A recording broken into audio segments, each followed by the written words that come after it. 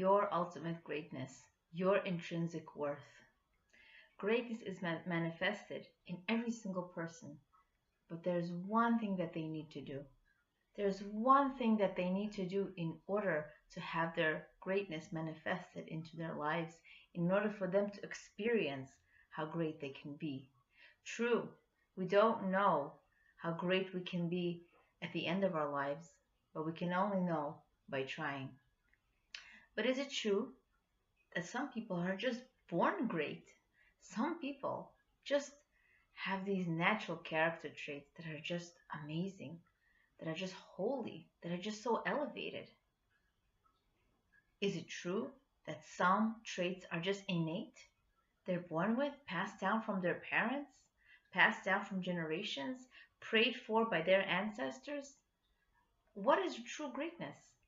There's really one way to see a person's greatness, and we see it from the example of Moshe Rabbeinu. In this short video, we're going to learn what makes a true great person, and number two, what is true reward?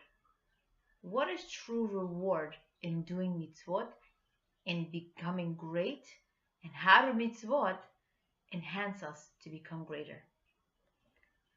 Moshe Rabbeinu, we know, was such an incredibly great man, a modest man, a humble person, very close to Hashem, one of the greatest people in Jewish history.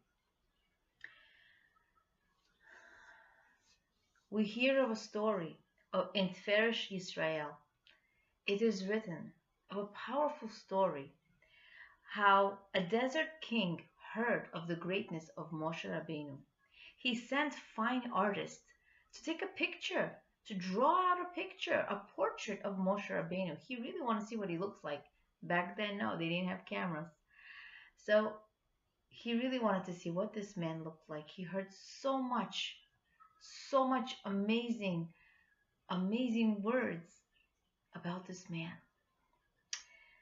He then submitted this portrait to his physiognomists. A physiognomist is someone who was able to study a person's character and know a person's character just by looking at their features, at their face.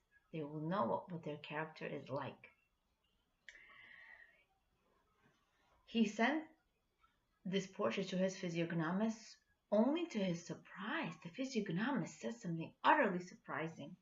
It was a sharp contrast to what he had heard of Moses. And they said, this man is vain, he is arrogant, he is greedy, he is lustful, he is a degenerate. All these negative qualities opposite to what he had heard. He had to prove it to himself. He had to find out for himself, who is this Moshe Rabbeinu? So he went to the Israelite encampment himself, the king himself, to see Moshe Rabbeinu. Upon meeting Moses, the king saw that the artists were indeed correct. They captured every detail, but he still didn't understand how this could be such a holy man, carrying these details on his face and being holy at the same time. And Moshe Rabbeinu explained to him, your physiognomists can interpret only the innate characteristics which I was born. All they said of me was true, as those were the traits I was born with. However, I struggled to overcome them and transform my character. He worked, he toiled so hard to see how great he can be. We know Moshe Rabbeinu had many character flaws. There's even sources that say that he stuttered when he spoke. And Hashem gave this amazing job to him, this incredibly responsible job of transmitting Torah to us, the Jewish people, his holy Torah, to someone who stuttered, to someone who had negative traits. Yes, we're not here because we either have it or we don't. We're either great or we're not. A great person becomes great, and it's so important for us to know that. A great person becomes great. Angels, on the other hand, are are created great. They're created holy. They don't know anything better. Hashem gave us the Torah, the Jewish people. People. And there was a discussion among the angels. Hello, why are you giving the Torah to these people? Look at them. They're so fragile. They make so many mistakes. They have so many flaws. Why are you giving the holy, perfect Torah to these people? Hashem said, don't worry about it. I trust them.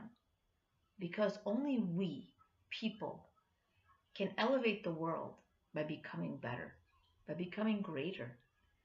This is the ultimate truth. Mitzvot that a person does elevates them, makes you closer to yourself, God, and ultimately other people as well. Angels do not achieve their holiness through their own efforts. They are born holy. We have the capacity to be great. We have the capacity to be holy.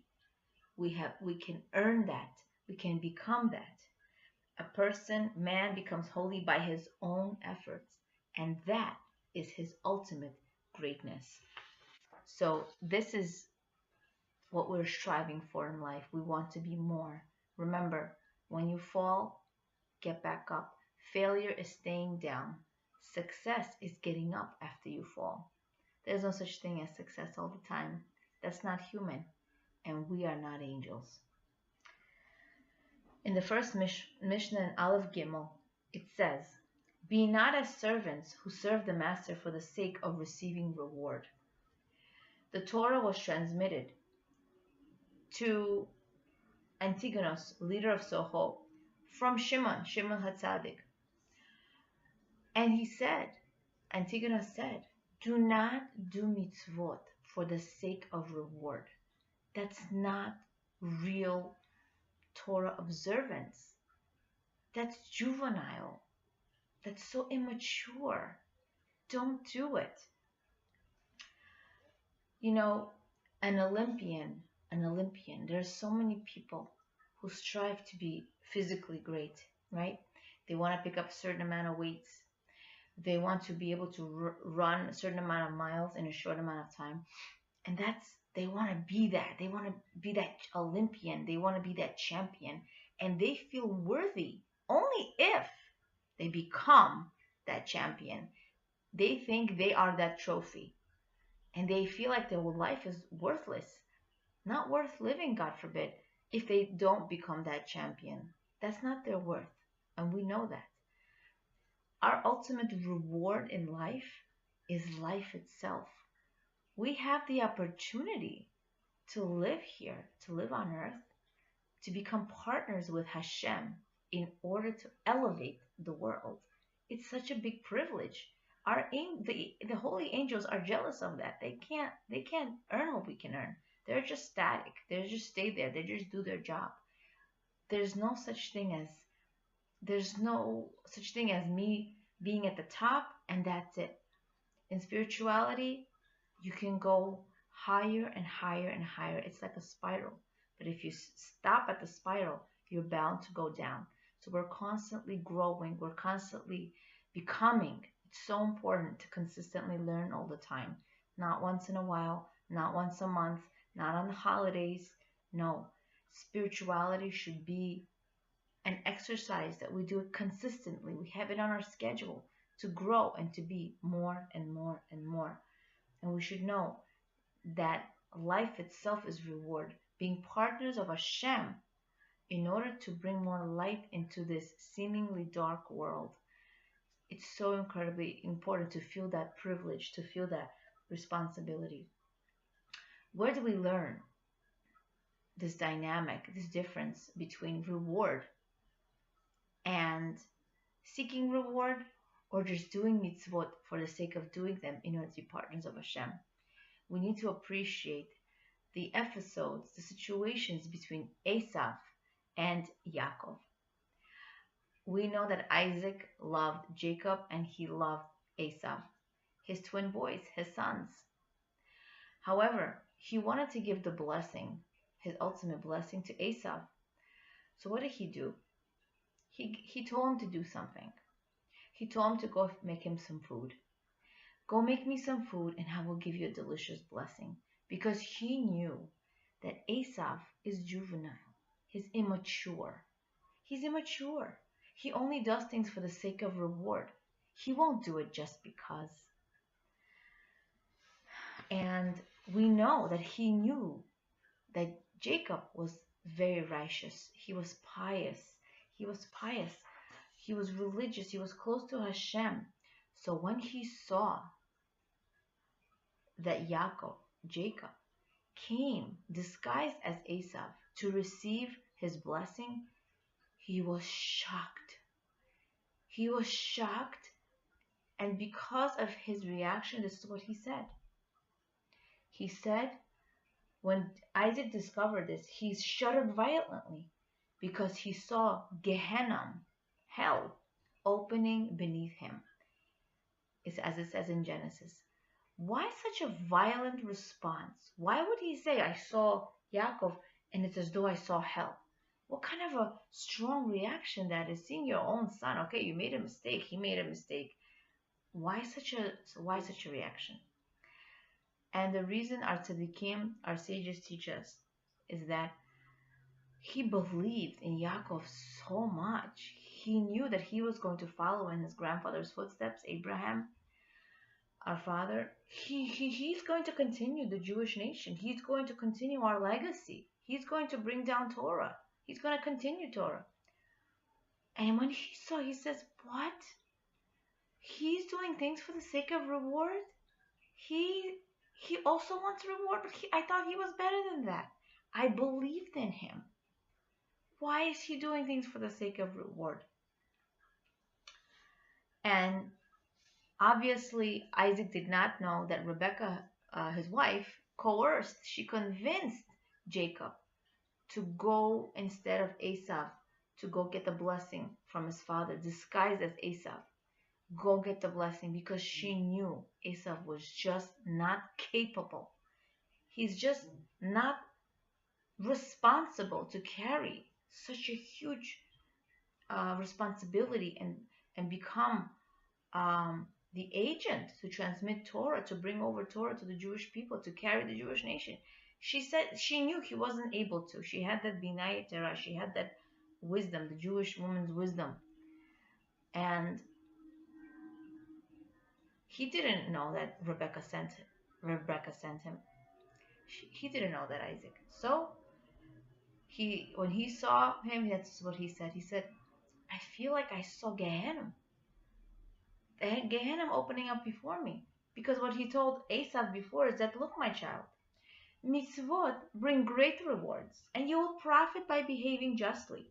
Let me give you an example. There is a mitzvah to honor your parents. Come, bring me some tasty food, and I will reward you with a bountiful blessing. Let this serve as a prototype for you, that doing mitzvot will bring you reward. And that's what Esav did. He tried to get him food. However, this is a big, big lesson for all of us. For all of us, not to devastate Hashem, not to upset Hashem by us doing mitzvot for the sake of reward. We're here in order to serve Hashem. We are partners with Him. Whatever you have in your life, if you have time, energy, money, skills, share them. You're given these talents, these skills, this time, this energy, this financial abilities to help to make this world a better place. And it all starts, of course, in the house. And then if you can help others, that's great. But we don't do things in order for someone one day to say thank you, in order for our names to be on the billboards, in order for us to get acknowledged, for us to be known, for us to be popular. That's not why we do it. To get something from someone else. Yes, we will receive that ultimate reward. We will. Even though Hashem gives us the abilities, as we learned from our classes, He gives us all the abilities to do these mitzvot. But ultimately, Life itself is reward. Life itself. It's a beautiful, beautiful way to live life. You'll be less stressed. You'll demand less from other people. You'll be respecting yourself. You'll have self-dignity, self-respect. You'll be happy with others, grateful for whatever they can give because Hashem enabled them to give what they can. And there's no expectation. There's just give, not give and take. Give of yourself as much as you can because you can. It's a privilege. And your abilities are not yours. It's a gift from Hashem. It's nobody's fault. Somebody was not able to do as much as you can. Maybe they're physically incapable, or they are incapable in other ways. Hashem gives everybody different jobs in this world, and at different times, different ages and stages, we can accomplish different things. But just know your greatness is manifested in you by your efforts, by you trying. Remember this, Moshe Rabbeinu tried. He became. He wasn't born this way. He wasn't born great. So despite your background, despite what you went through, despite your challenges, despite your failures, get back up and look in the mirror and every day say, this is my practical tip to you, you are great. You are dignity. You are strength. You are humility.